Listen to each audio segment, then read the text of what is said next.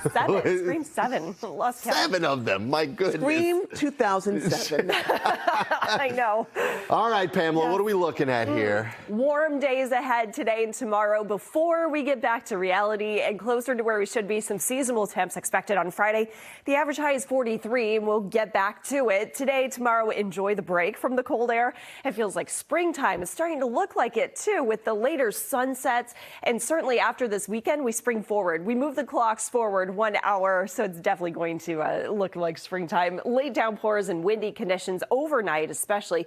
Thursday, some limited sunshine, and Friday, more sunshine, but gusty winds. So our entire weather pattern has switched things up. The cold pattern that we had late December through February with that polar vortex giving us the pieces of cold air and the storm systems missing us because of the jet stream so far south.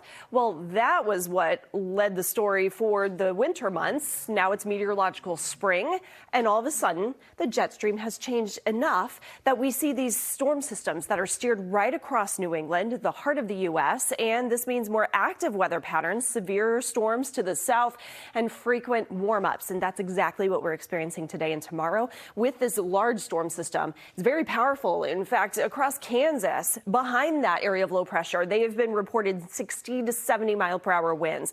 So lots of outages and wind damage. Wind advisories stretch all across parts of the country here. Memphis to Atlanta, as I flip those on. High wind warnings there in Kansas, with blizzard warnings for Iowa up into Minneapolis, Minnesota, and even Wisconsin. So we get the northern edge of this storm system. More stable air is in place, so the severe weather risk remains today across parts of the Carolinas and even south of the Delmarva coast, for example. These spot showers, though, head in for early this morning about 9 o'clock, a sneaky little shower. And then we get a break by this afternoon. The wind ramping up, helping to elevate our high temps. A spot sprinkle, but the main event tonight is going to be overnight, 8:30. The scattered showers and downpours moving into Worcester, Leominster, and arriving in Boston between 9 p.m. and 11 p.m. 11:30 snapshot. It's windy, it's mild, and the rain showers move through pretty quickly. Thursday morning, 6 a.m., most of the activity is off the coast.